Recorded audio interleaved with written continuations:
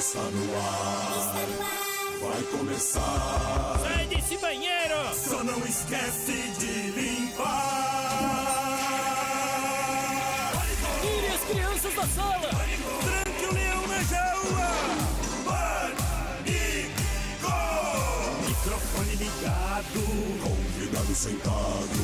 Ouve essa merda, senão nós tá desempregado. Pânico! Um programa tão sensacional. Sucesso até no canavial. Nós ouve mesmo. Muito bem, meus amores, de volta aqui na programação da Jovem Pan. Hoje mais um programa especial com os presidenciáveis. Hoje presença ilustre nesse programa está aqui ela, candidata à presidência da República pela Rede. Ela que vai conversar com a gente aqui no Pânico. Senhoras e senhores, hoje é dia de Marina Silva aqui no Pânico. Tudo bem, dona Marina? Eu assisti ontem o debate. Tava bem chato aquele debate ontem da Sono. Deu muito sono aquele debate. É. Você não achou? Tinha café não, nem Coca-Cola. Porra, deu um sono aquele debate. Tinha óleo de coco pra Ô Marina, Tem água. tudo bom? Eu queria apresentar Felipe Moura Brasil, da Rádio Jovem Pan. Salve, salve. Ele que é o que faz a coisa séria. Temos aqui o Dr. Rolo também que faz a coisa séria. Temos aqui também o Joel, que faz a coisa séria. Temos o vinheteiro, Daniel. Daqui a pouco chega a Amandinha atrasada. A maconheirinha, que a senhora conhece muito bem, já veio da outra vez. E eu que estou aqui para falar. Ela com a tá no senhora. rolê. Como é que está o momento? O momento é de muita responsabilidade, Emílio. Eu tô com a toba na mão. Todos. Você não tá? Eu pensei que você tivesse com uma borduna na mão. O que é uma borduna na mão? É um equipamento dos índios de enfrentar situações difíceis. Não, eu como estou hoje. com a toba na mão. Hoje é o dia da árvore. Hoje é o dia da árvore. Hoje é dia da árvore. Fica mais apropriado uma borduna. Sim, sim. Eu não conheço borduna, Não, mas toba eu conheço bem. É, então, uma Você verra- também conhece. Conheço a borduna. É, a turma tá com... Não, a toba. A turma tá com a toba na mão porque a turma não sabe direito ainda, hein? Por que, Marina? Por que você acha? As pessoas estão ficando abichornadas. Abichornadas? Sim. O que é abichornadas? É Com quando uma bichos. pessoa vira bicho, de tanto que ela fica indignada com uma situação difícil. Porque nós estamos entre a cruz e a espada. Entre a espada da violência e a cruz da conivência com a corrupção.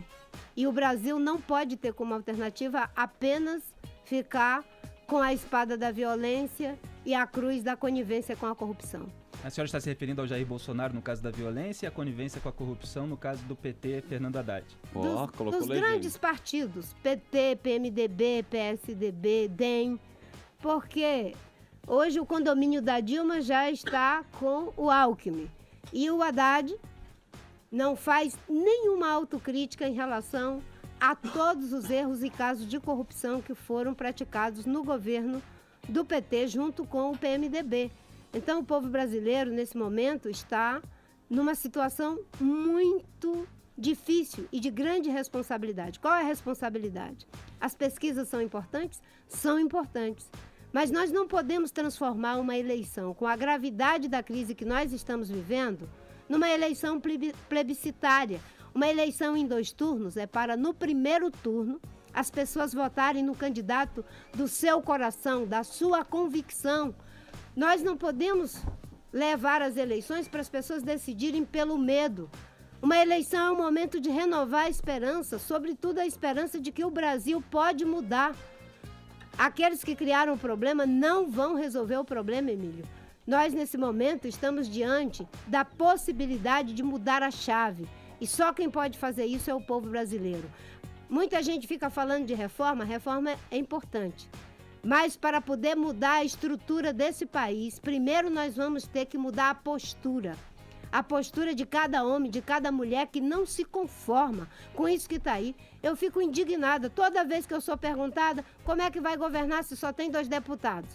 Aí eu digo, e os que têm não sei quantos, trocentos deputados estão governando? Não estão governando. As pessoas entraram por um caminho de que é assim mesmo, tem que conversar com o Centrão, tem que fazer negociata. Não tem que fazer negociata. O Centrão não é o dono do Brasil. É preciso devolver o Brasil para os brasileiros. E essa devolução eu estou disposta a fazer. Hoje nós estamos indo para um caminho de querer esgaçar cada vez mais as relações. Desde 2010 eu estou dizendo, é preciso unir o Brasil. A gente tem que fazer uma campanha a favor da segurança. Está morrendo, todo ano estão morrendo 63 mil pessoas, 200 mil mulheres são agredidas dentro de suas casas, violência doméstica, 63 mil mulheres foram estupradas, 70% são crianças e adolescentes. Nós temos uma educação que não funciona. De cada 10 jovens que entram no ensino médio, só 3 conseguem ler e interpretar um texto. Eu estou diante de uma bancada seleta. O que faz a diferença na vida de vocês aqui é que vocês aprenderam a ler e a interpretar um texto. E numa educação como essa, a gente está discutindo um monte de coisa, mas não discute o que interessa. Se a gente continuar desse jeito, o Brasil vai continuar o mesmo. Você sabe o que recuperou a nossa democracia? Foi porque nós tivemos jornalistas que não se conformaram quando os censores vinham e cortavam seu texto. Quando os artistas faziam a sua peça e vinham e censuravam o seu texto, eles davam um jeito de dizer de outra forma. E por isso nós reconquistamos a democracia. Esse é o momento das pessoas agirem em legítima defesa da democracia, da dignidade, da política.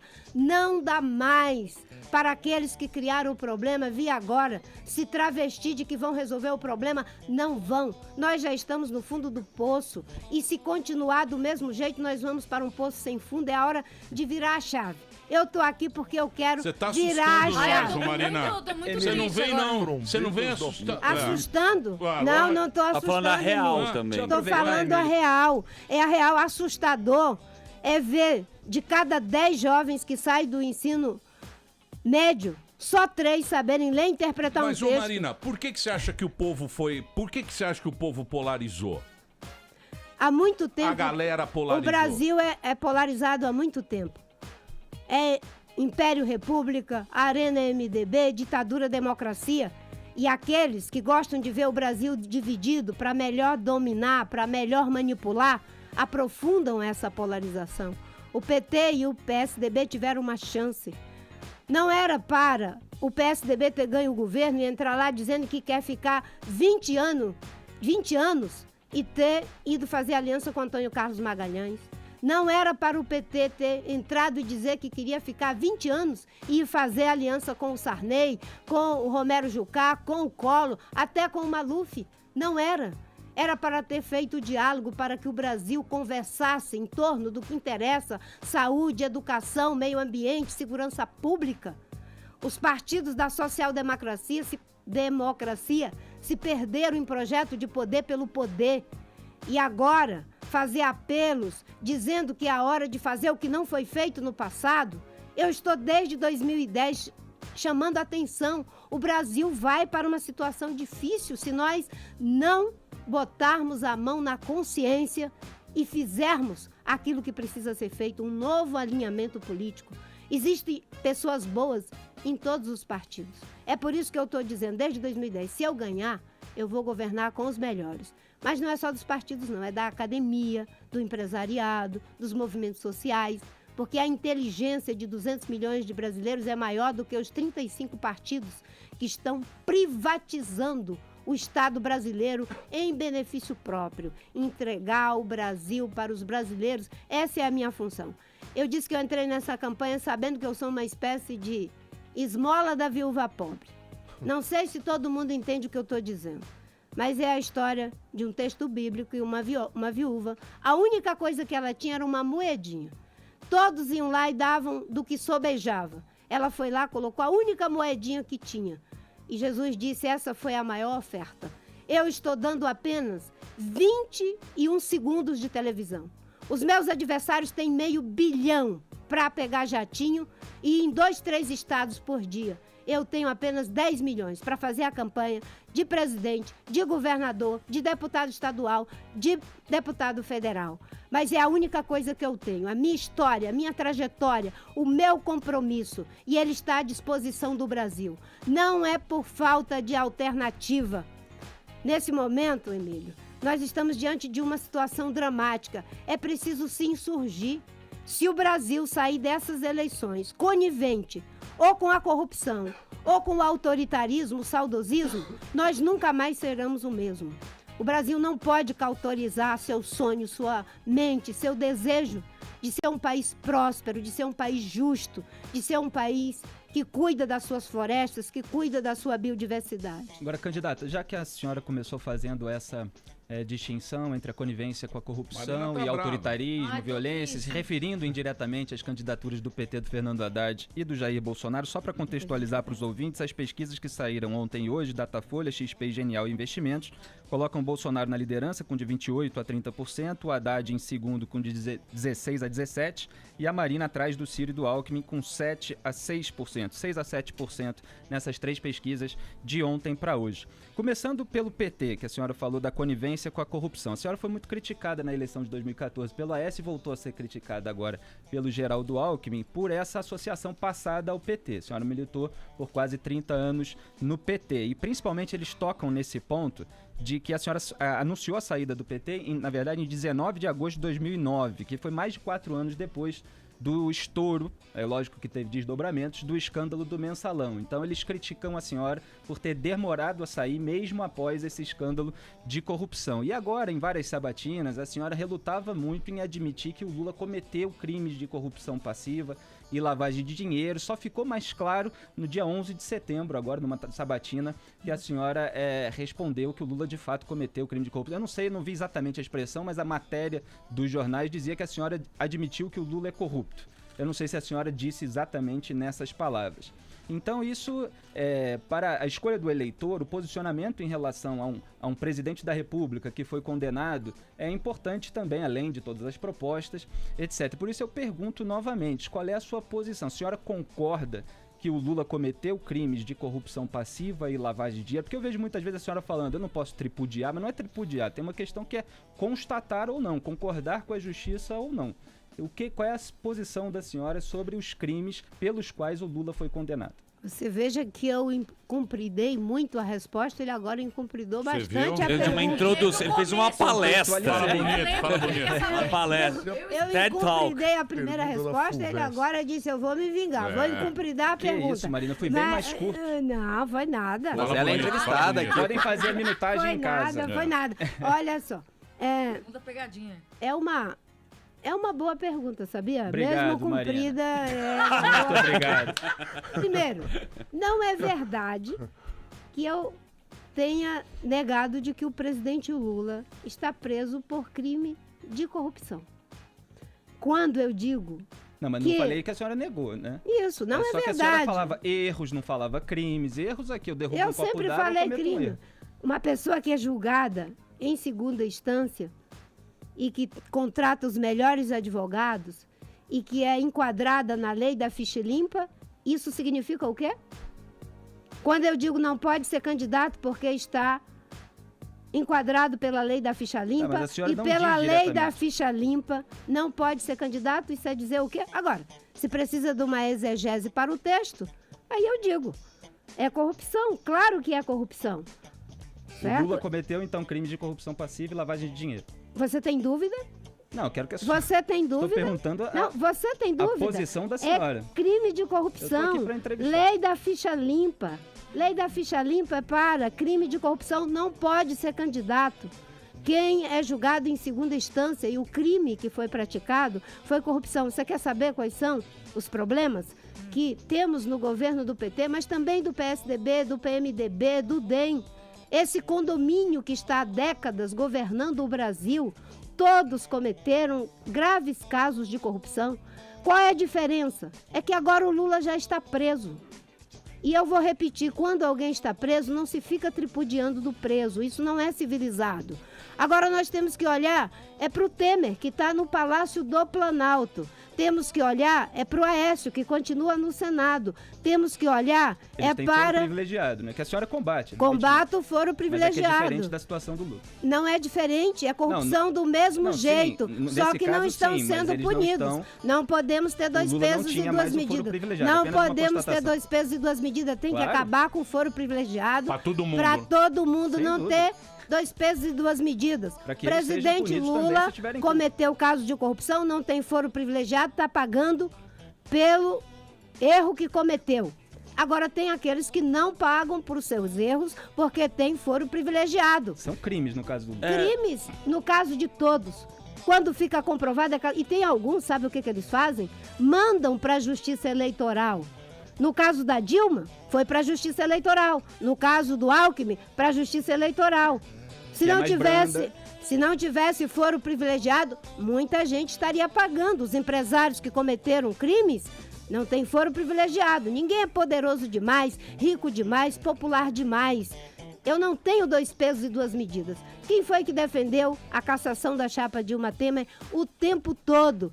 Quem foi que o tempo todo disse que o Lula não podia ser candidato porque estava julgado em segunda instância, não atendia a lei da ficha limpa? E isso não tem nada a ver com não querer dizer que ele cometeu crime. Cometeu sim. Está sendo preso por isso.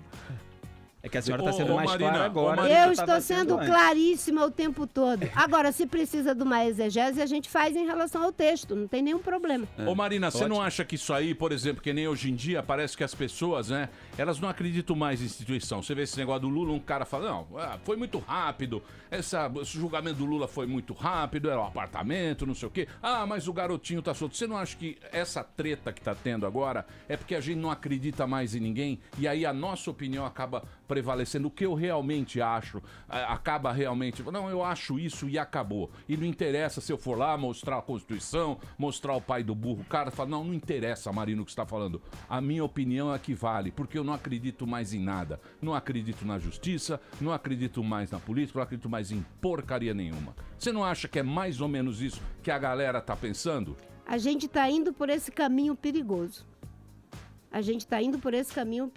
Porque o caminho mais perigoso para uma sociedade, para uma cultura, é quando a gente não acredita mais em nada. Porque o último a ser desacreditado é você mesmo. Porque o olho de quem acredita, ele acredita a partir da crença que tem em si mesmo.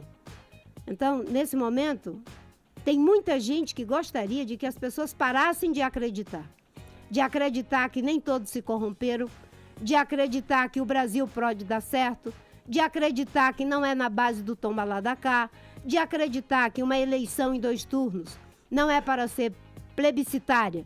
Tem muita gente que tem medo que as pessoas continuem acreditando. Eu sou uma pessoa que acredito, porque se eu desistisse de acreditar, Emílio, eu nem estaria aqui conversando com vocês, uma bancada tão especial. Você sabia que em 1994 as pesquisas me davam em 4º lugar com apenas 4%?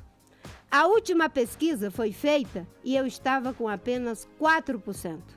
E muita gente dizia, coitada da Marina, ela deu um passo maior do que as pernas. Se tivesse saído para deputada federal, vá lá, mas para o Senado, para ser senadora, tem que ser ex-governador, ex-ministro, ex-não sei o quê. E eu continuava nas ruas fazendo como eu estou fazendo agora. Chegou o dia das eleições. E olha que surpresa, eu ganhei em 1º lugar como a senadora mais votada do Brasil. No dia que eu cheguei numa escola para estudar com a minha notinha 5,5 do Mobral, que é o EJA hoje, era a nota mais baixa para você concluir o primário. A madre superiora, como uma educadora responsável, disse, essa menina não tem condição de fazer o ginásio. Eu disse, irmã, me dê uma chance.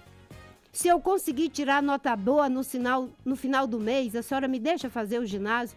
Ela disse, minha filha, pode ir. E eu entrei. Era tudo gente pequenininha. E eu com 17 anos de idade. Eu morava no colégio interno. Não tinha tempo para estudar porque eu tinha que cuidar da horta, fazer a comida, lavar a louça, limpar o convento. E 8 horas da noite eu tinha que estar na minha cama, 5 horas da manhã eu tinha que me acordar para fazer o café para as freiras. Quando dava 8 horas a irmã mandava apagar a luz. Você sabe o que eu fiz? Eu peguei uma cartolina preta, botei no vitrô, me sentava no chão, frio do quarto, estudava com os meus livrinhos em cima da cama e Quando foi no final do mês, eu tirei 10 em quase todas as matérias. E eu consegui me formar, ser professora de história, com especialização em psicopedagogia, em teoria psicanalítica. 2 especializações, 3 aliás, uma na Argentina e 2 no Brasil. Se eu fosse acreditar nas coisas que me mandaram desacreditar, eu não estaria aqui. Eu quero que o Brasil... Mas agora, Marina, você sabe que minha tia, eu tenho uma tia velha. Uma senhora. Agora, o pior é que os caras mandam na internet, que ela manda umas capas da Veja. WhatsApp. Tudo falso. Eu falo, porra, tia, você não é burra de acreditar num negócio desse? E manda, minha mãe manda. Fake news, né? Eles mudam a capa. Agora a gente tá... Não adianta mais fazer nada, porque agora a gente é bombardeado de um monte de coisa que você não sabe mais em quem acreditar. O que é certo e o que é errado. Você não sabe mais, você não sabe mais quem é a pessoa. Tirando a gente aqui, evidentemente. Pode confiar em nós. Né? Tirando nós aqui, que aqui estamos, é difícil. Eu olho pra cá, eu tenho a sensação que eu tô no Olimpo, assim. Vamos acampar no Machu Picchu juntos. Claro. Ô Mari, você é uma... Amanda. Ontem o doutor, o nosso sociólogo Fernando Henrique Cardoso, teve uma ideia que eu não entendi muito bem, que era...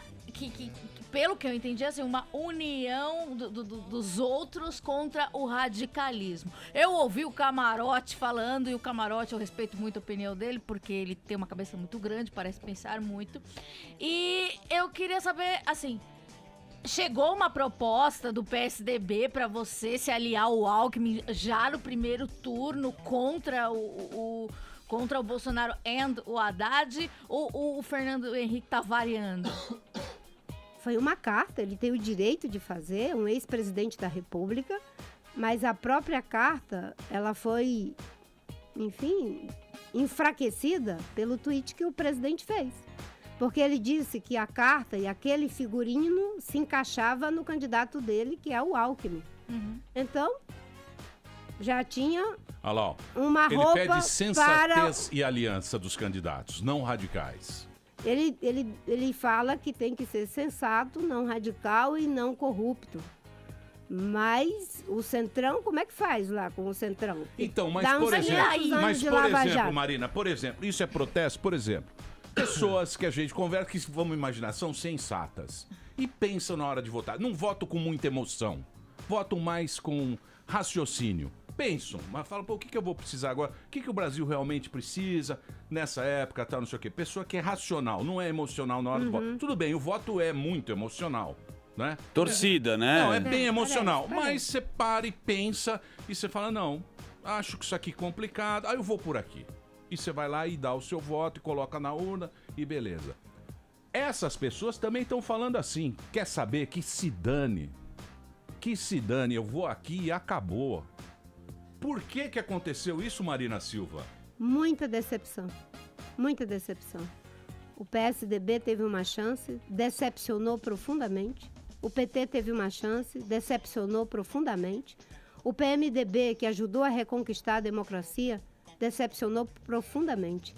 No momento de grandes decepções e de grandes indignações, as pessoas, às vezes, têm uma resposta de tentar negar a realidade e tripudiar da própria realidade. Mas vai chegar um momento em que cada um de nós, eu tenho essa esperança profunda, vai botar a mão na consciência e fazer uma mudança. O Brasil precisa de uma mudança.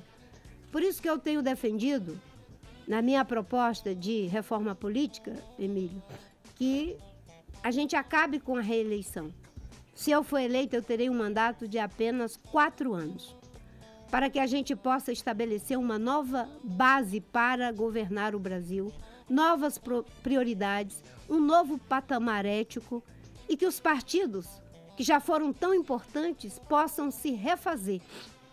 Eu, graças a Deus, não tenho ódio de ninguém. Não faço política desconstruindo ninguém. Em 2014 eu fui muito agredida, mas eu estou aqui inteira e pronta para oferecer a outra face. A Dilma, face do ódio. A Dilma desceu, ela colocou uma palavra... Você tem colocado a sua proposta até como um governo de transição. É uma expressão que apareceu aí já algumas vezes na campanha.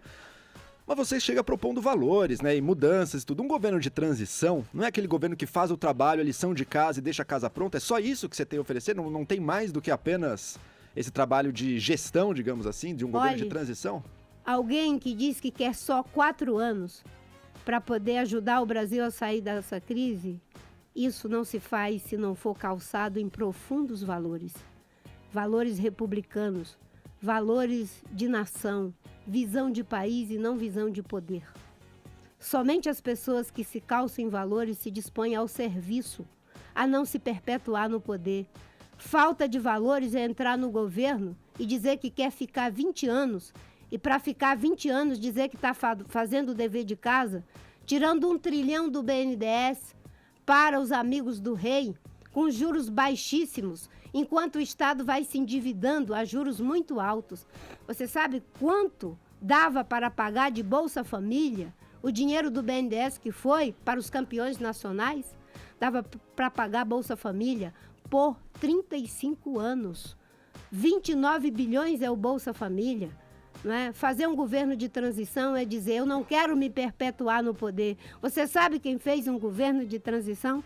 Meu jovem filósofo inteligentíssimo, que eu admiro. Itamar Franco, não sei. Quem fez um governo de transição chama-se Mandela. Ele assumiu o governo e não quis se perpetuar no poder. Poderia ter ficado no poder até morrer, porque tinha popularidade, legitimidade, autoridade, credibilidade para fazê-lo e não fez. Não fez porque o que ele queria era uma África do Sul que caminhasse com seus próprios pés e não nos pés do pai da África do Sul, da avó da África do Sul. Um presidente da República, um estadista, uma estadista, ensina seu povo a andar com seus próprios pés. E é isso que eu quero fazer, unir o Brasil. Unir o Brasil para que a gente possa deixar de ser gigante pela própria natureza e ser gigante pela natureza das decisões que a gente toma. É por isso que eu quero ser presidente. Muita gente diz que eu sou fraca, que não tem como governar. Esse país agora não precisa de força física, de bravata, de falsas promessas, precisa de autoridade moral. Aliás, se fosse por ser forte, o Gandhi não teria enfrentado o Império Britânico e até hoje a Índia deveria ser uma colônia. Era porque ele tinha autoridade moral, porque ele tinha princípios, porque ele tinha ideais. Nós temos que recuperar os ideais. Ele disse uma coisa aqui, as pessoas estão desacreditando. A gente desqualifica o tempo todo quem sonha, quem tem ideal, quem tem qualquer coisa é desqualificado. Aonde nós vamos com uma cultura dessa? Eu vi o vice-presidente do Bolsonaro dizendo Mourão. que... o Mourão dizendo... Odeio o cabelo dele. Que então isso? as ideias dele. Não, mas eu entendi o que ela falou. As Te ideias incomoda isso das pessoas te rotularem por falarem que você não tem força, sendo que você mostra que Não, ela é sempre brava. teve força? Não, ela é brava, só que ela fala baixinho. Não, ela Tá não entre engana. as 50 Eu não me pessoas, engano, não. segundo aqui a Não, The sim. Guardian. Deixa eu só falar de uma Olha lá, coisa. ó. Isso te incomoda, esse rótulo que colocam em você? Olha, é que rótulos, eles só pegam se tiver verdade naquilo que é disso, naquilo que é dito. Eu não me incomodo, porque eu conheço a minha fortaleza. Minha fortaleza não é física, não é de bravata, não é do dinheiro. São dois ideais. Eu sou Brava. persistente, Guerreira. tenho ideais. É, mulher brava. Eu acho. Eu acho assim, que no dia que eu saí da minha casa com 15 anos de idade,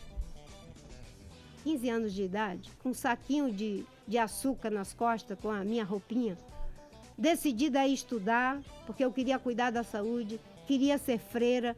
Entrei naquele ônibus sem olhar para trás, porque eu estava deixando meu pai viúvo com 7 irmãs para cuidar. E eu entrei no ônibus, encostei a cara na parede, esperei anoitecer para poder chorar. Sabe por quê? Porque na cultura nordestina, no meio daquela floresta, uma menina como eu entrando, chorando, iam achar que eu estava sendo expulsa porque tinha engravidado, sem ter me casado. Eu entrei com aquele saquinho e estou aqui conversando com vocês. Se alguém me diz que você é uma pessoa fraca, me ensine o que é fortaleza. Fortaleza é estar no governo e roubar, em vez de investir na educação. Fortaleza é dizer o que o vice do Bolsonaro disse, que As mulheres e as avós que criam seus filhos e seus netos com a maior dificuldade são uma indústria de delinquentes? Olhe, nós estamos vivendo um momento difícil. Se a gente permitir que o sonho, que os valores sejam desqualificados, nós vamos para uma situação muito perigosa. Esse é o momento dos grandes ideais, de não ter ódio de ninguém. É por isso que às vezes as pessoas me dizem, mas por que você não fica com um tridente em cima do Lula? Não fico mesmo não, porque o Lula já está preso. O Lula tem medo dela. Não tem medo de mim, não. Ninguém, eu sei. Ninguém precisa ter medo de Eu vou mim. contar no próximo Ele bloco. baixa a cabeça. Eu vou contar no próximo bloco a história, a treta sua com o Da Lula. garrafa. Depois a gente fala de Dudu, Jorge. Ó, pera aí, daqui a pouquinho Do reggae. eu vou voltar com esse papo com a Marina aqui hoje, que ela é muito brava. Tá se ela não bombando, deixa hein, fazer o audiência break. Muito brava. Então aproveitei, muita audiência aqui. Daqui a Você pouquinho a gente sabe volta. que toda vez que você fala que eu sou brava, os meus votos aumentam, que é uma coisa. Eu vou contar, eu vou Obrigada. contar a Dá história. um tapa na cara do Emílio. A Né? história Não, do tapa Lula. não, eu sou de luta Eu e vou de contar paz. a história Não, do não, Lula. não, de luta e de paz. Ali, volta, nós só vai ali, volta já. Pânico. Muito bem, meus amores, estamos de volta aqui na programação da Jovem Pan. Hoje uma presença ilustre nesse programa. Mande, a hashtag é Marina Silva, é isso? Marina Silva no Pânico para mandar sua pergunta aqui pra gente. Hashtag Marina Silva no Pânico. Temos aqui o Felipe Moura Brasil, o Dr. Rolo, temos o Joel, Amanda Ramalho, Vinheteiro e Daniel Zuckerman. Quem vai fazer a próxima? Dr. Rolo, por favor. Por favor, Dr. Rolo, daqui a pouquinho. Pois não. Só queria agradecer toda a equipe de assessoria de imprensa da Marina Silva, que atende a gente com tanta delicadeza. Toda a equipe de imprensa que está acompanhando a Marina Silva. Temos aqui TV Francesa, Rede Globo, a equipe dela. Então, é impressionante. Acho que a energia dela, as pessoas que estão ao redor, são muito maravilhosas. Então, muito obrigada. O que é a TV francesa? Positive Vibration. Diz-me com quem anda e eu te direi quem é. O que a francesa quer? O que você quer, francesa, de nós aqui? O que você queria saber? Belíssima Eu não sei o que a É o francesa... imperialismo. O que ela queria? Você quer fazer uma sabatina pergunta francesa, francesa, Marine Le pra Pen. Marina, é isso? Pode falar aqui. Monchanté. A gente acredita mesmo na campanha dela. E para a gente são muito preocupados fora da questão também da imigração, né? Que a gente não fala muito sobre isso, mas o que está acontecendo no Venezuela. E a gente acha que ela tem respostas e um discurso muito bem em relação a isso. A gente gostaria de ouvir um pouquinho mais sobre isso. Da Venezuela. Bom, daqui a pouco, a Venezuela, nós estamos com um pepino Calma, maior tem ainda. muita trolha aqui no Brasil. Deixa eu perguntar, Emílio. Ah, mas é uma boa Pois não, pergunta. doutor Uma Rolo. última pergunta que faria. Pera, calma. Vamos lá. Calma, que senão eu vou ficar o Bonner muito bravo aqui. Ai, o Bonner. Candidato. Ai, Brava olha, que eu já fico com chega. raiva do Bonner, ele é muito Marina. chato. Pois não. Aqui a gente começou o programa falando das duas opções que os brasileiros têm e, de um lado, a conivência com a corrupção. Essa conivência aí de parte do eleitorado brasileiro que está se mostrando nas pesquisas com a corrupção, será que tem alguma coisa a ver com o assistencialismo que o PT promoveu nos seus governos, Bolsa Família, FIES, ou desconhecimento? Essa conivência com a corrupção do brasileiro, a que se deveria? Quando eu falo a conivência com a corrupção, a gente não pode colocar na conta do brasileiro. É dos partidos que praticaram a corrupção e negam a corrupção com a maior disfarçatez, como se não tivesse nada acontecido. Fazem uma aderência cega a esses partidos e seus líderes sem nenhuma autocrítica. A Lava Jato mostrou um sistema criminoso institucionalizado dentro do Estado brasileiro, em que grandes partidos, PT, PMDB, PSDB, DEM e seus satélites, tiraram bilhões e bilhões dos recursos que eram para ser usados pela educação. As pessoas de bem desses partidos não podem ficar caladas, não podem permitir que os mesmos já estejam perfilados para manter o mesmo sistema. Vejam que eu vejo acenos de PT, PSDB, vai conversar depois. Conversar em cima do quê? Nunca conversaram sobre saúde, educação, segurança, meio ambiente? Eu imagino que a conversa deva ser para combater a Lava Jato. A Lava Jato, nesse momento, pode estar correndo um risco. Claro, impedir, enfraquecer medidas no Congresso, lei de abuso da autoridade, anistia para o Caixa 2, intimidar o Ministério Público. Essas coisas precisam ser esclarecidas para a população brasileira. E os brasileiros eles estão tomando a sua decisão. Nesse momento, os indecisos estão nos ouvindo. Se você é indeciso, fique sabendo que você ainda é a maioria e pode mudar o rumo da história. Se você está decepcionado com aqueles que o decepcionaram, dê uma chance para que eles possam se reinventar. Ficar 4 anos de férias, ler o programa, ler o estatuto e votar em uma pessoa que não tem sede de poder pelo poder. Eu quero unir o Brasil. Eu quero ficar 4 anos para a gente mudar a chave. E não tenho preconceito com o legado. O Plano Real nós vamos recuperar. O Bolsa Família nós vamos manter. Os programas sociais não são assistencialismo, são necessidades. Você não sabe o que é uma pessoa passar fome, não ter o que dar de comer para os seus filhos. Agora, mais do que o Bolsa Família... Geração de emprego é mais Geração importante. de emprego, por isso que nós vamos gerar 2 milhões de empregos no Nordeste com energia solar. Vamos fazer do Nordeste uma grande solução para o Brasil. Energia solar, economia criativa, turismo, agricultura, tudo é possível no Nordeste, que a gente cria um novo ciclo de prosperidade. Agora, Marina, é possível fazer com que as pessoas que recebem o Bolsa Família consigam prosperar, ter uma oportunidade de emprego e deixar de receber o Bolsa Família para que elas possam trabalhar e até receber mais dinheiro do que elas recebem como dependentes do Estado. É possível isso? Nós temos uma proposta, a minha proposta é Bolsa Família para pessoas em situação de vulnerabilidade social tem que ser mantida. É um programa de transferência de renda que ajuda as famílias pobres, mantendo o filho na escola, a ter um dinheirinho para poder ter o básico, a alimentação. Nenhuma pessoa quer viver apenas com o básico. As pessoas querem trabalhar. E a gente tem que assegurar elas que, se ela arranjar um trabalho, ela não vai perder o Bolsa Família, porque ela vai ter um adicional. Aquilo não mantém uma família com dignidade. E nós temos um programa, eu tenho a felicidade de ter um dos idealizadores do Bolsa Família, que é o Ricardo Paz de Barros. Aliás, meu problema não é governar, meu problema é ganhar. Me ajude a ganhar, povo brasileiro, que Então, governar Marina, a gente dá conta. Eu tenho uma pergunta a esse tenho respeito, idealizador. Marina. Deixa eu só falar. Ô, Emílio, me acode, homem. Ô, Marina. Me acode. Olha Peraí, só. não, deixa eu colocar um negócio Não, aqui. deixa eu só concluir Para de esse ser um bônus, raciocínio. Emílio. Tá. É isso Candidata. Candidata, você sabe das regras, candidata. Falamos com seus assessores. Entrevistador, tenha santa paciência. Boa, Marina. Então, o idealizador do Bolsa Família, o idealizador do Plano Real e o idealizador do Sistema Único de Saúde, que é o Eduardo Jorge, estão comigo. Nós vamos fazer um programa de desenvolvimento social. Cada família do Bolsa Família vai ter um agente de desenvolvimento social para que ela possa ter inclusão produtiva.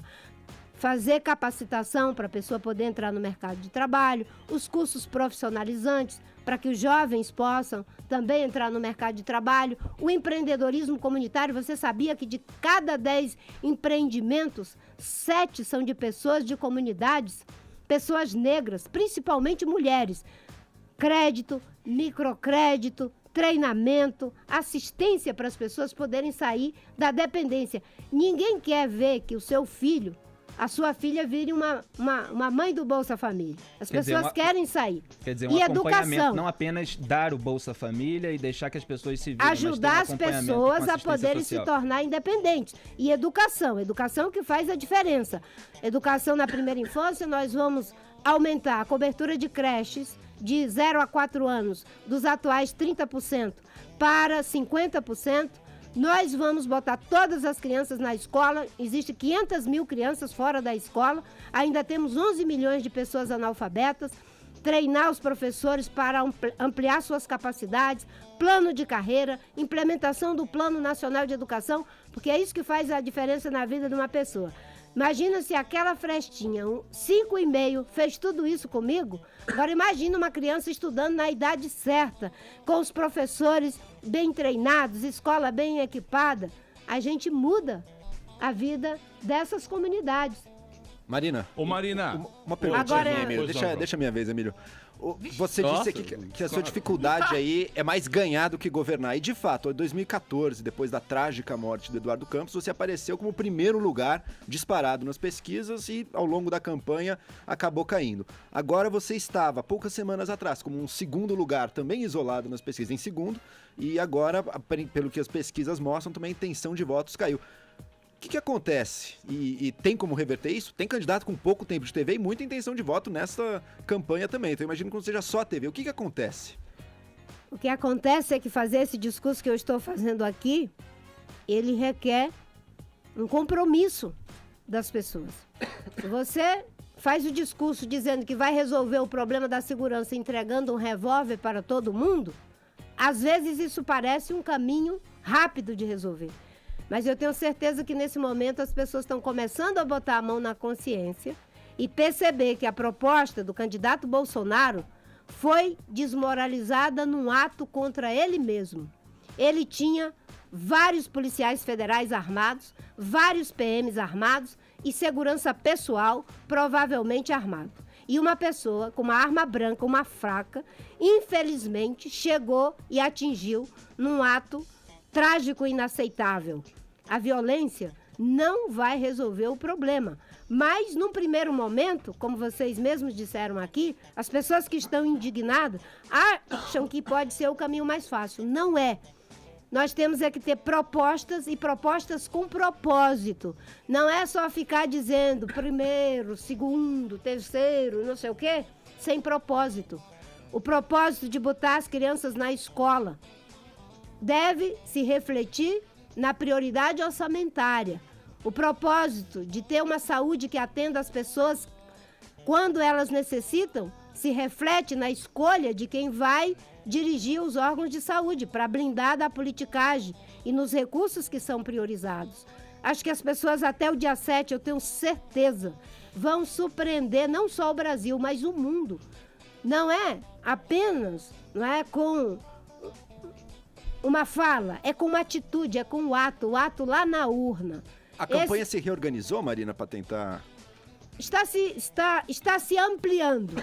A nossa campanha é uma campanha feita com voluntários. Nesse momento estão já, digamos, na internet, centenas de filmes produzidos pelas pessoas. Compartilhem os nossos filmes, porque a gente não tem dinheiro e nem quer marqueteiro mentiroso como tinha a Dilma, pago a peso de ouro 70 milhões. Minha gente, o João Santana ganhou 70 milhões para mentir. Carajézinho. A máfia do Dendê. Carajézinho. Ô, Tá indo Marina, dinheiro, deixa eu hein? falar um negócio pra você. Nós, europeus, vocês estão discutindo coisas de terceiro mundo. Piniquim. Cada um com uma garrucha na mão, essa coisa toda. Bolsa Família e tal.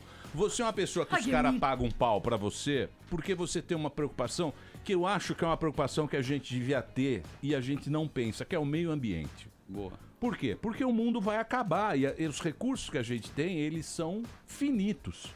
A gente não vai ter iPhone, 12 bilhões de iPhone. Então a gente vê que os europeus, por exemplo, a francesinha que aqui está, ela paga pau para você por essa ideia. A gente aqui, a sustentabilidade. Aqui o cara fala, não, sustentabilidade é coisa de esquerda, eu quero que se dane.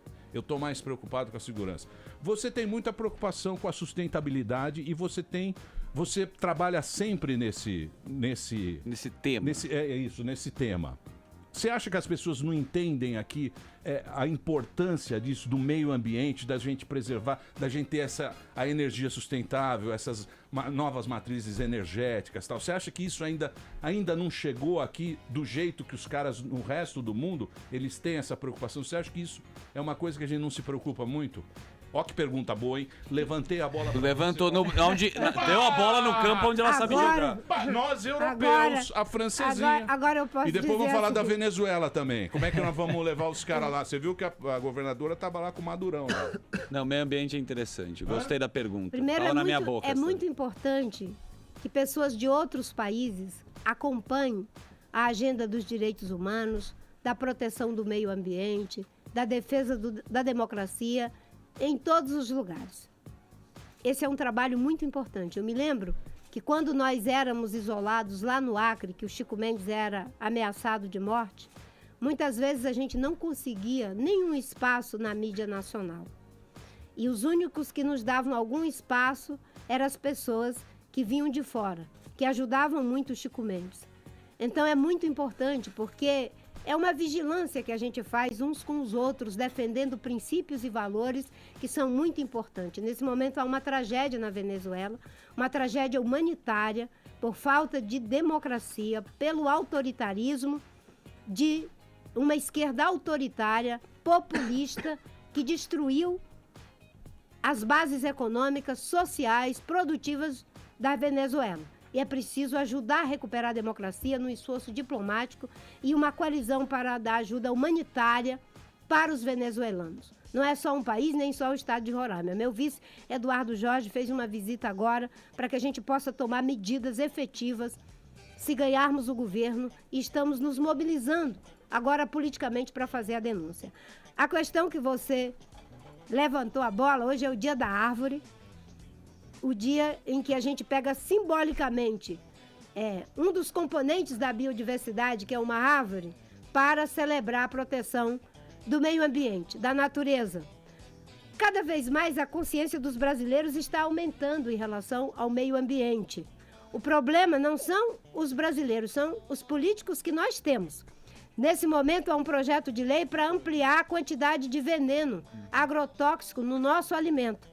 Há um projeto de lei que quer reduzir a terra dos índios. Há uma medida para emendar a Constituição Federal que quer transferir para o Congresso a demarcação de terras indígenas. São 513 deputados, 81 senadores, nenhum índio. E você acha que vai ser criada uma terra indígena mais nesse país? A Constituição assegura ao presidente da República o ato discricionário de defender os mais fracos, de demarcar a terra dos índios. Aí eles dizem, não, é o Congresso que vai decidir. Defender meio ambiente é defender economia. Ecologia e economia caminham juntos. O Brasil só é uma potência agrícola porque é uma potência hídrica. Sem água, a gente não conseguiria ser a potência agrícola que nós somos. Cada quilo de soja são pelo menos 2 toneladas de água. Quando nós vendemos 1 quilo de soja, nós estamos exportando 2 toneladas de água. Quem produz essa água? A Amazônia. 20 bilhões de toneladas de água por dia. Sabe quantas Itaipus nós precisaríamos para bombear essa água? 50 mil Itaipus. Isso equivale quase toda a energia que é produzida no mundo. E o Brasil tem uma indústria de água que faz dele uma potência agrícola. E tem gente que não tem visão estratégica e quer sacrificar os recursos de milhares de anos pelo lucro de poucas décadas. Como presidente da República, nós vamos ser altamente rentáveis, altamente sustentáveis e altamente produtivos. Já existe tecnologia para dobrar a produção agrícola sem precisar mais destruir florestas. O Brasil pode criar, Emílio, um novo ciclo de prosperidade. O novo ciclo de prosperidade será na indústria, será no turismo, na economia criativa, na geração de energia limpa, o uso da biodiversidade. O Brasil pode desenvolver a biotecnologia. Nós vamos explorar todos os meios para que o Brasil seja um país próspero. O Janete sempre diz, os países que saíram da armadilha da renda média, ou eles usaram produtos da indústria, serviços, ou eles foram capazes de utilizar corretamente suas commodities minerais ou de agricultura. O Brasil pode sair dessa crise usando todas essas coisas. Nós temos como ser grandes produtores de grãos, a mineração em bases sustentáveis, nós podemos vender serviço e nós podemos reativar a nossa indústria integrando as cadeias produtivas globais. Eu olho para essa crise e eu vejo um outro Brasil para florescer. O Conte tinha uma frase que ele dizia, paralelo ao projeto de mundo pior, há um projeto de mundo melhor. Eu vejo esse Brasil pior, mas eu vejo o Brasil melhor. Só vai depender da gente. Nós não podemos ficar reféns dessa situação que está aí. Tem gente que quer dizer assim mesmo, desenvolver carvão, petróleo e gás para gerar energia. Não é, é água, é sol, é biomassa. É. Essa é a nova O economia. orgânico também queriam proibir Orgânico. a A nova comida pedra. orgânica. O que você acha disso, dessa lei que proibiu a comida orgânica? E o que você... Porque, falando da França, né, lá estive, e a cultura orgânica só tem agora supermercado com comida orgânica, o vinho orgânico. Muito caro o orgânico. O vinho muito sem elitizado mercúrio. ainda. Elitizado, mas é um discurso onde você... É uma pauta onde você Estão se querendo interessa. tirar informações dos consumidores também nos alimentos, justamente para poder liberar agrotóxico. Porque se eu souber que eu tô comendo agrotóxico, eu não Você vou não vai querer comer. comprar. Então estão querendo tirar a informação A dos gente- consumidores. Tocar uma bola de novo, A hein, gente Marina?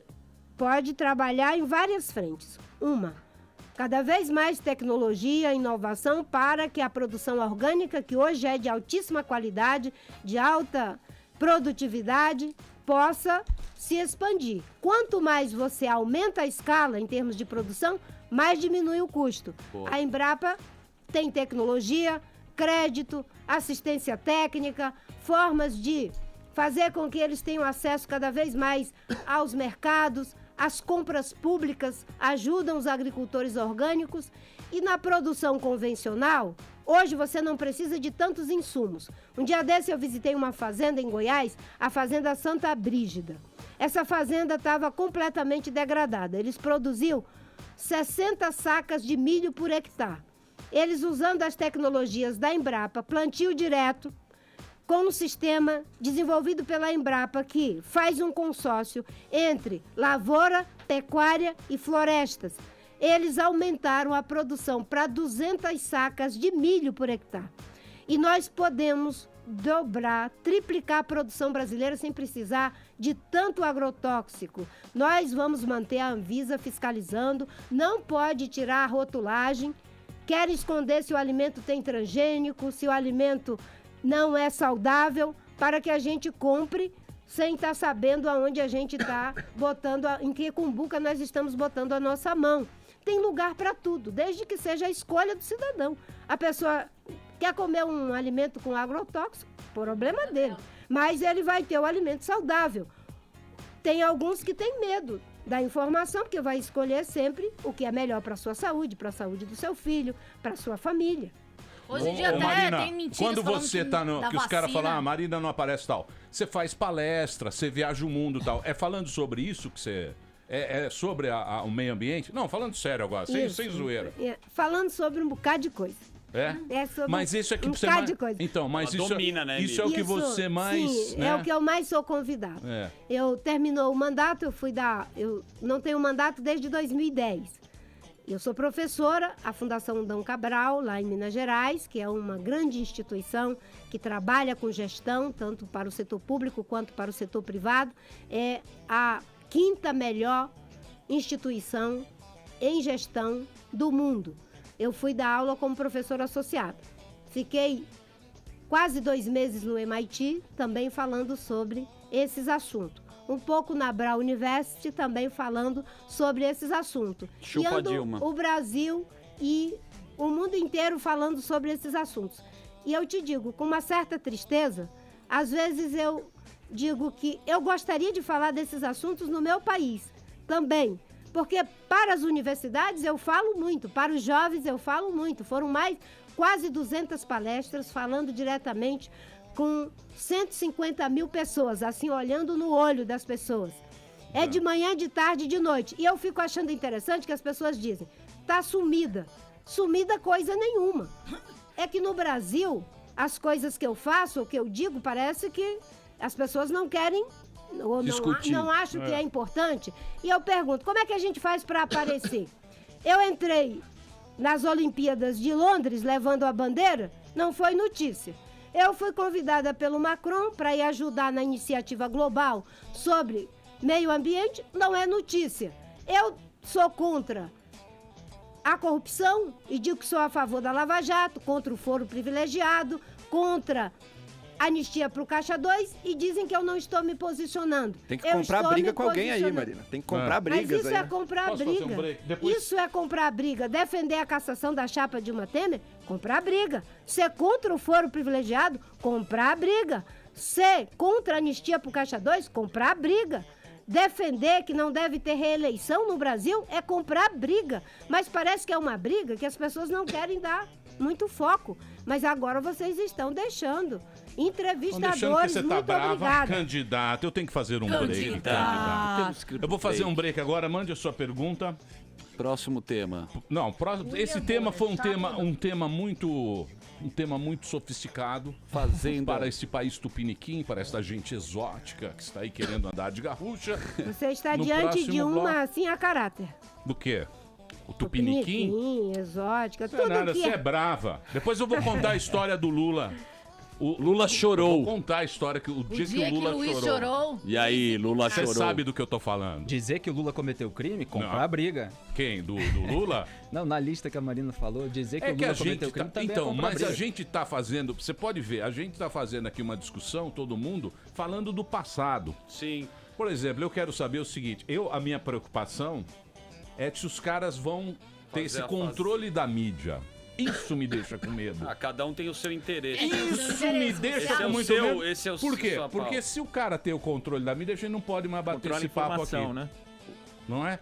liberdade de imprensa, liberdade de Na expressão. cabeça. Esse é meu É medo. fundamental em qualquer democracia. Muito Os bem. jovens Eu- querem saber sobre outro tema no próximo bloco. O quê? O reggae. Cannabis, juventude Não, peraí, reggae. sem É o que juven- querem saber. aqui. Amanda, fica na sua. Falei, né? É, mas os jovens. Ontem eu andei na Avenida Paulista. É. Ontem eu fui correr. Uma marofa atingiu A você. marofa da Paulista. Nem em Amsterdã. Tá tão nem- legalize. nem Amsterdã. O Emílio voltou pra casa, bateu uma Você larica. corre, você faz uma corridinha, você volta. Então é um assunto. Vamos deixar para. Vamos falar de outras coisas. Vocês concordam ou não?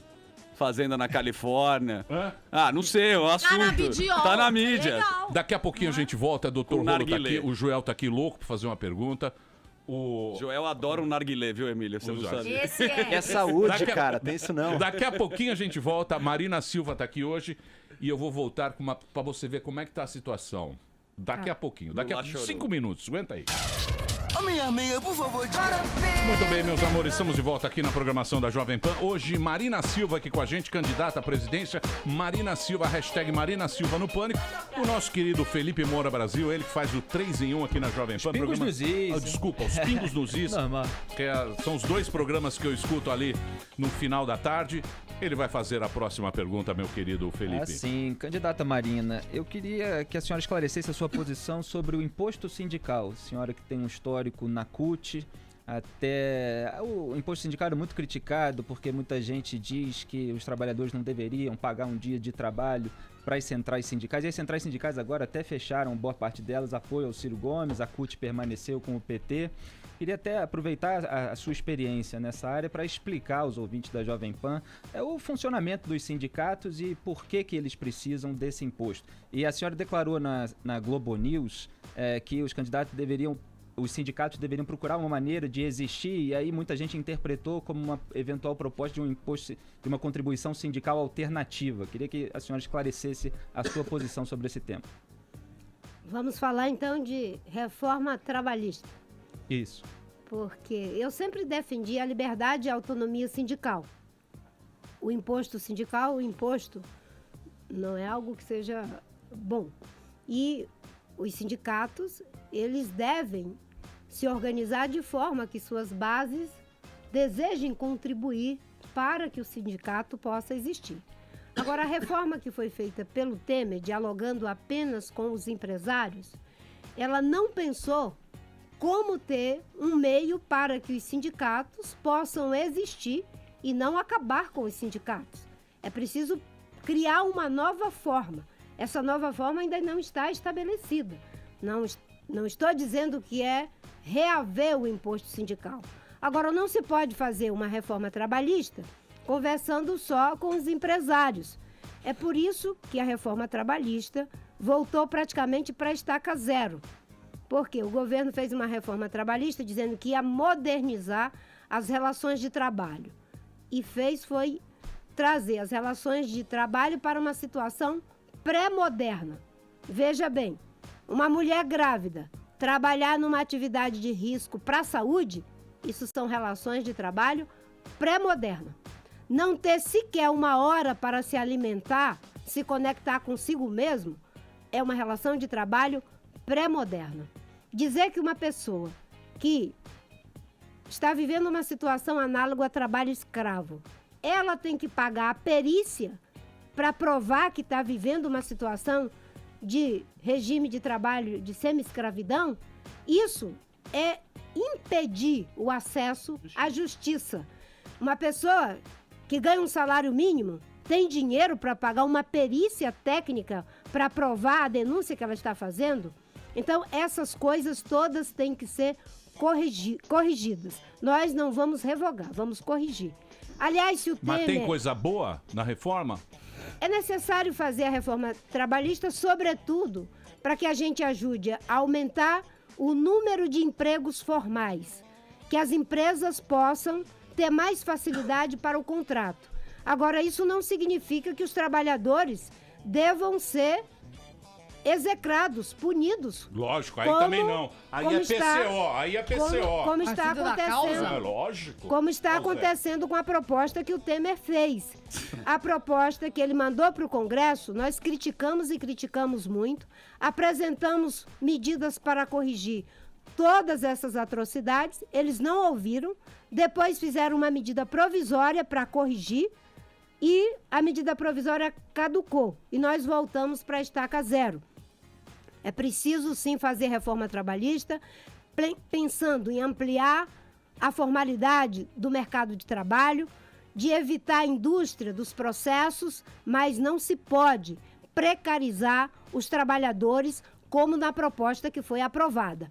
Eu desafio uma pessoa que está em situação de trabalho escravo, faz a denúncia e alguém diz, agora você paga uma perícia técnica para provar que, de fato, você está vivendo situação de trabalho escravo. Isso são relações pré-modernas de trabalho. O Estado está aí para assegurar aquilo que a Constituição prevê, que todo mundo deve ter sua dignidade e seus direitos preservados. Ô Marina, só um parênteses sobre esse assunto, Emílio, perdão. Eu vejo que a senhora está pedindo doações para sua campanha. Eu só pergunto, até te dou essa oportunidade de fazer essa propaganda. Marina Esperança. Marina Esperança? Exatamente. É isso aí, vamos colaborar. O que eu pergunto, Marina, O que é isso aí, Marina? É o doimarina.com.br. Site da vaquinha. Site da vaquinha. Mas pode ser, mais que uma vaquinha, pode ser também um torão gordo, se você quiser, Emílio. Lógico. Estamos aí. É até R$1.064 por dia. Eu sei que você pode doar até de segunda a sexta. Né? Eu não vou doar nada. Não faça esse desestímulo, Não, Emílio. é Doe Marina, eu só faço a propaganda. Dois Zuckerman. Então, atenção, se quiser doar pra Marina, é Doe Marina. Pode fazer isso aqui no horário? Pode, né? Pode. Não, eu não sei, porque tem essas leis aí, depois os caras me prendem, aí eu vou de terninho. Pode lá. doar o que quiser, né? Ou eu, Zé Pereira. Manda lá um de coco. Por dia. Atenção. Não sei se pode fazer escambo. Não pode, né? Não pode o quê? Doar um coco pra Marina. Não tem escambo. Doemarina.com.br, quem quiser ajudar na campanha da Marina, que agora tem essas doações. E o dinheiro vai ser muito bem usado. Nós estamos fazendo uma campanha modesta. Eu vou de avião de carreira, pego voo 4 horas da manhã, às vezes, para ser voo mais barato. Às vezes me hospedo em casa de amigos para ser mais barato. Então você doa e você está ajudando a equilibrar o jogo. Porque os meus adversários têm R$500 bilhão para fazer a campanha bilionária. E eu, com pouco dinheiro, eu estou palmo a palmo com eles. Isso é graças à consciência do povo brasileiro. Depois dessa deixa, só concluir a pergunta, Marina. Assim como a senhora pede doações e partidos políticos podem sobreviver também de doações de simpatizantes, eu só pergunto, não seria possível que o sindicato também sobrevivesse de doações daqueles que acreditam, quer dizer, pagamentos voluntários e não obrigar o trabalhador a pagar por um sindicato com o qual, eventualmente, ele nem concorda ou que presta serviços que não agrada a ele? Mas isso já está resolvido, já acabou a obrigatoriedade. Acabou, mas qual é a sua proposta? O que eu estou dizendo é que se vai ser uma doação voluntária, como é que vai ser agora essa internalização de recursos? Qual é a nova composição para os sindicatos poderem se credenciar cada vez mais junto às suas categorias? O Sistema S, por exemplo, não foi nem tocado, nem triscado. As empresas continuam com muito dinheiro do contribuinte no Sistema S. E os sindicatos estão numa situação muito difícil. Você não pode ter um lado que é super enfim, injetado musculatura Mas os nele. empresários não estão meio e quebrados também, ô Marina? Os empresários também estão quebrados. Olha, né? quebrado está o nosso país e aqueles que estão desempregados. Mas não é meio contraditório você ficar fazendo doação, apesar de precisar dessa divulgação, não só você, o cara coloca 10 milhões na sua campanha. Não pode. Não, eu sei, mas você tá pedindo uma doação e as pessoas têm que... Ela precisa aparecer, obviamente, para divulgar o seu trabalho, mas pensa no meio ambiente, quantos panfletos que são jogados na... Vai. Campanha limpa. Doutor Rolo, pergunta ao Dr. Rolo e depois do Joel. Questão da composição do seu ministério, como que ficaria o número dos ministérios na sua gestão, como ficariam as agências nacionais, como faria para diminuir os gastos públicos que estão inflados aí, está precisando reduzir gastos públicos. Ministérios devem ser reduzidos. Muitos foram criados que antes eram apenas secretarias.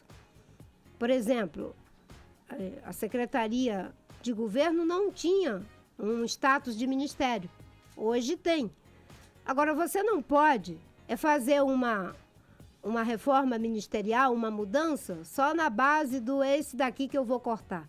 Isso tem critério. E nós vamos fazer isso com critério. Agora, mais importante do que isso é o critério para compor o ministério. Nós vamos compor o ministério com base no programa. Ninguém que não sabe como fazer para gerar energia, que não entende de política energética, não pode ir para o Ministério de Minas e Energia. Alguém que não entende de infraestrutura não deve ir para o Ministério de Infraestrutura. Mas não tem aquele negócio de agradar o partido? Mas o partido, ele tem que aprender que nos seus quadros, ele tem quadros que podem, aí é redundante, ter capacidade técnica, com idoneidade ética e condição de liderar a sua pasta. É que muitas vezes, quando uma pessoa que tem essas capacidades é indicada ou convidada pelo presidente, o partido diz, esse não representa o partido. Aí você vai olhar, o que é que eles acham que representa o partido? São aqueles que foram para os ministérios para fazer esses desvios de corrupção. Nós temos um critério, vamos compor a equipe com base no programa, critério de idoneidade ética, capacidade técnica e condição de liderança. E vamos blindar os ministérios, as agências da politicagem. Partidos podem sugerir desde que atendam esses requisitos. Mas também vamos ter pessoas da sociedade, dos funcionários de carreira. Quando eu fui ministra, eu usava muitos funcionários do quadro do ministério para me ajudar em cargos de confiança.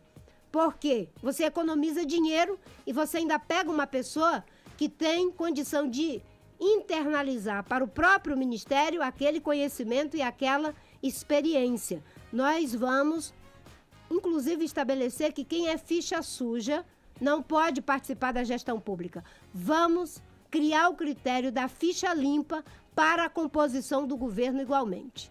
Joel. Marina, estamos nos encaminhando aqui, se os números das pesquisas continuarem, para o segundo turno apocalíptico da polarização Haddad e Bolsonaro. E supondo que esse cenário se concretize, qual você diria que seria o pior aspecto, tanto de um possível governo Haddad quanto de um governo Bolsonaro? E, sabendo disso, para que lado iria o seu apoio? Eu estarei no segundo turno. Amém, glória Todos a Deus. dão essa boa resposta. turno. A confiança é muito importante. Mas quais são os riscos que a gente corre, tanto com o governo Haddad quanto com o governo Bolsonaro? Eu já disse que nós não podemos ficar entre a cruz e a espada. A espada de uma candidatura que é saudosista do autoritarismo da ditadura, que incita o ódio contra mulheres, contra índios, contra negros, contra pessoas LGBT. Não podemos. Eu nunca vi alguém dizer que vai governar para os mais fortes. Mesmo aqueles que governam para os mais fortes, eles dizem que vão governar para os fracos. É a primeira vez que eu vejo uma candidatura dizendo que vai governar para os fortes. É a primeira vez que eu vejo um candidato desqualificando a sua mamãezinha e a minha vovozinha. Mas não foi nesse contexto, né, Marina? Marina. Não foi? Nesse contexto. Qual foi o Não, contexto? eu acho que não foi. Ele falou o seguinte, por exemplo, numa favela o cara que não tem pai e é cuidado da mãe, e a mãe sai pra trabalhar, ele fica sozinho. Eu acho que foi isso. Não, ele inclusive Tá, mas explicou ele de usou Eu acho que foi isso. Deve ter Pelo que eu explicado entendi. depois, porque Até o próprio Não, a Bolsonaro pediu pra ele declaração jogar. original diz Eu, que- por exemplo, eu vou- fui criado por vovó e Eu mamãe também. e saiu essa desgraça aqui. Faltou um pai. Faltou um pai ali, ó. Pá! O Emílio tem problema claro com a que figura a declaração masculina. dele deu margem à Claramente. confusão. Olha, Trauma. deixa eu dizer só Marina, uma coisa eu vou- pra falando você. de Eu família jamais, desagregada, tá? eu jamais iria distorcer o que ele disse. Ele disse que lares, filhos que são criados por mães e por avós, isso é uma indústria de delinquentes. Não foi, Foi não foi isso. exatamente Porque assim. vocês- Não, Foi não, isso que é, ele- não Não, são não. as aspas do general Quando Mourão. a mãe sai pra trabalhar e ele fica sozinho, tem esse caso. Então ele poderia dizer o seguinte: foi. eu vou fazer creches para que essas mulheres corajosas que cuidam de seus filhos, muitos filhos são abandonados. Eu vejo essas avós pegando a sua aposentadoriazinha e criando neto, ajudando seu filho que muitas vezes está viciado em drogas e ninguém mais acredita. E é ela que fica correndo atrás. Essas mulheres, hoje, 40% delas estão chefiando seus lares. Ou a gente tem política pública para ela, ou não adianta ficar acusando que ela é uma indústria de delinquente. Delinquente é um país que não valoriza as mulheres, que não dá igualdade de oportunidade para elas. É nesse sentido que eu acho que a gente não pode ser conivente com esse tipo de coisa. Se as pessoas não têm sequer o cuidado quando fazem uma afirmação dessa para ganhar, imagine depois que ganha. Mas ele falou, elas não têm com quem deixar os filhos porque o Estado eu não acho está que foi mais presente ou para menos dar isso. creche. Eu acho que Exatamente. Isso foi a explicação, né? A Mas na hora explicação. ali. Não, Na hora ele explicação, falou mas que na hora. as narcoquadrilhas recrutam... Fábrica do crime. Ele usou a expressão fábrica. Ele usou a pra expressão você fábrica de ver- elementos desajustados quando tem essas áreas carentes em que as famílias estão desagregadas. Foi Sim. exatamente isso. Na verdade, a Cabe família todas é a as família críticas, desagregada. A família desagregada. Família desagregada. Tem Uma estudos família mostrando que existe uma desagregada- probabilidade maior de pessoas com família desagregada incorrerem em crime. Não quer dizer que todas incorrem. Apenas isso. Só constatações de fato. Não, eu acho que foi Olha, mais ou menos isso. olha. Bom, eu também não sou Claro, candidato. Também a deu gente não margem, pode claro que a eu declaração dei uma interpretar o cabelo, general. então, Há uma eu dei o confusão, cabelo. ele teve de explicar, claro. Pergunta E a Marina- pro general. não O general venha perguntar pra mim. responde. O general responde. vai Quadro. lá no site. General responde. Vai lá no site. Site do Presta general. atenção, Marina. Pra você ver como é que está a situação, onde é que nós entramos no negócio. Ouvintes nos perguntando a nós que estamos aqui, Emílio, Amanda, eles fazem a seguinte pergunta. Estou ouvindo a entrevista e está muito boa. Diga uma coisa pra mim. Será que dá pra acreditar no que essa senhora está falando? Eles estão perguntando pra nós. Estão questionando. A gente tá com a máquina da se a verdade gente- aqui. Se a gente é a máquina da verdade pra falar pra eles. Eu não quero assumir nada. Você pode confiar no que você falou. Tá aqui, ó. É porque eu acho que de o cara ouvinte. acha, fala assim, ela é tão bonitinha, né, que não é verde, não pode ser. Ele quer saber a opinião do amigo. E Do não amigo dele mesmo. E não dele mesmo. Não quer estudar, não quer olhar o livro, o pai dos burros, ficar lá no Wikipedia. Procure saber. Jogar no Google. Ele não quer. Ele quer que fale. Então você fala, problema seu. O BO é seu, Mário. BO é Assume seu. os seus Obrigada. B.O. Assume o seu BO. Obrigada, Emílio. Eu tenho uma trajetória de vida. Essa trajetória de vida é o que está sendo colocada para o povo brasileiro. E eu acho que todos os candidatos estão colocando suas trajetórias de vida. Mas a trajetória de vida, ela precisa ser vista pelas pessoas no espelho das propostas que elas apresentam. E ele fez certo em perguntar para alguém. Pra Não sei, mim? não sei se necessariamente para você, porque você é um jornalista e eu sei que vocês primam pela isenção, apesar de fazerem as coisas aqui de forma muito divertida e interessante. Geralmente o testemunho que a gente dá da gente mesmo, esse testemunho, as pessoas tendem a não acreditar. E nesse momento, cada brasileiro e cada brasileira está se consultando. E isso é muito bom. Ouvir o amigo, desde que isso é verdade que está sendo dito ou isso é uma fake news? Você tem que fazer a sua pesquisa. Eu posso apresentar minha trajetória de vida. São 32 anos de vida pública. Nenhuma denúncia de corrupção. Eu licenciei os empreendimentos mais difíceis e de maior volume de dinheiro desse país. Licenciei Santo Antônio e Giral, licenciei a transposição do São Francisco. Foram mais de 20 grandes empreendimentos só na área de hidroeletricidade. Nunca ninguém fez uma insinuação para mim sobre qualquer coisa. 32 anos de vida pública. Minha avó me dizia uma coisa: a formiga sabe a folha que corta. Graças a Deus, quando fui ministra, prendemos 725 criminosos de crime ambiental. Conseguimos reduzir desmatamento em 80%. Conseguimos apreender 1 milhão de metros cúbicos de madeira. Você sabe o que é isso? Não. 1 milhão de metros cúbicos de madeira são grandes caminhões de tora, um colado no outro, de São Paulo ao Rio de Janeiro. Aplicar mais de 4 bilhões em multas, criar 24 milhões de hectares de unidade de conservação, implodir 86 pistas na Amazônia. É o trabalho mais reconhecido e premiado da história do meio ambiente do Brasil. Eu só posso oferecer o meu testemunho. E por que eu estou oferecendo esse testemunho?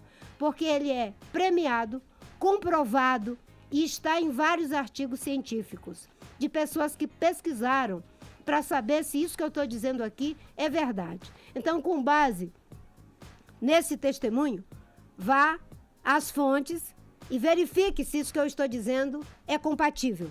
Tem muita mentira, muita agressão. 2014 foi uma indústria de mentiras contra mim. Mas eu estou aqui pronta, meu amigo que perguntou ao Emílio, para lhe dizer. Eu entrei nessa campanha para oferecer a outra face. Vocês sabem que eu sou uma mulher de fé.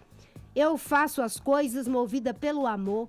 Eu entrei na política por um ideal de serviço. O Papa Francisco disse que a política é a forma mais profunda do exercício da caridade. Caridade, no hebraico, significa amor. Por quê? Porque a política é serviço. Infelizmente, as pessoas estão usando a política para se servir da política. Eu estou na política como um serviço. E, graças a Deus, não faço o jogo do poder pelo poder. Se for para ganhar, meu amigo, eu quero ganhar ganhando. Não vou negociar os princípios. Eu tenho capacidade de diálogo. Eu sei que nem todos do PT, do PMDB, do PSDB, do DEM se corromperam. Mas os que se corromperam, esses têm que ser postos no seu devido lugar. E é isso que eu vou fazer se você me der a chance de ser presidente da República Federativa do Brasil. Uma mulher que se alfabetizou aos 16 anos, que pegou uma pequena frestinha e está aqui agora conversando com o Brasil para dizer, nesse país, antes de mudar as estruturas, nós temos que mudar a postura. Pessoas virtuosas criam instituições virtuosas para lhes corrigir quando falharem em suas virtudes.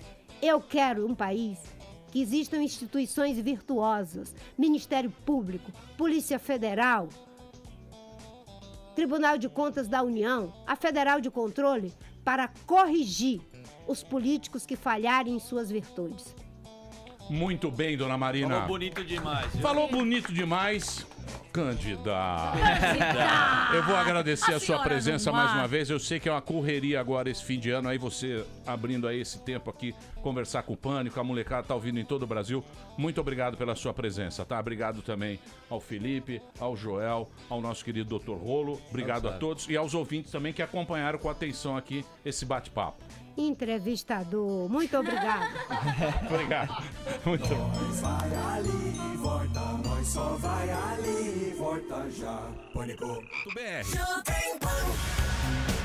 Muito bem, meus amores. Ó, ficar em casa é muito bom, ficar em casa é ótimo, mas pode ser melhor ainda se na hora de pintar você usar Suvinil Fosco completo.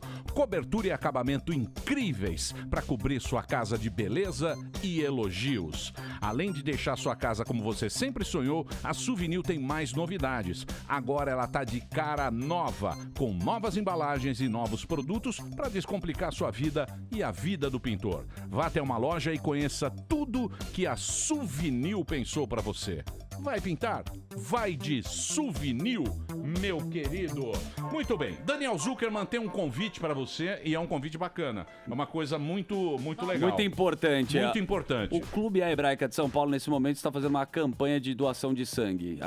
O movimento chama Dou Sangue. Lá esteve Danilo Gentili, Edgar aqui da Rádio Jovem Pan. Esteve lá. E hoje é um dia da paz. Então, junto com o Hospital Albert Einstein, Sírio-Libanês, junto no Clube Hebraica, você pode doar sangue até as 3 horas da tarde. Eu vou correr para lá para tentar doar sangue. Lá estaremos.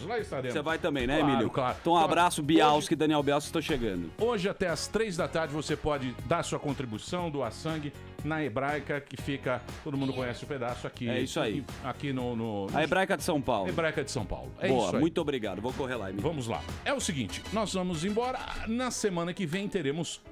Vinheteiro não falou nada hoje? Eu tava emocionado. Ele gosta aí dela, eu é mó não bonitinho. falei nada. É.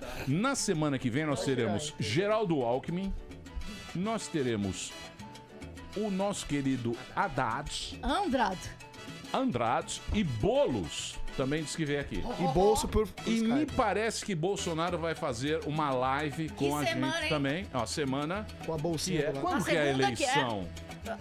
É na outra, né? Segunda, quem é o próximo, Emílio? Já na segunda já tem alguém?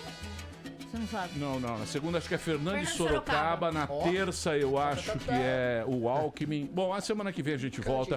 Tudo de bom, bom final de semana. Desculpa aí que eu atrasei hoje, mas é complicado porque Marina fala pra caramba. É bravo, se interromper, ela Entrevista. bate.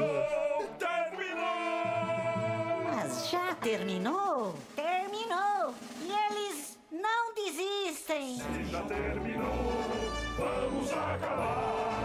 Já está na hora de encerrar. Pra quem já almoçou, pode aproveitar e sair pra cá. Acabou mesmo! Acabou! Acabou mesmo!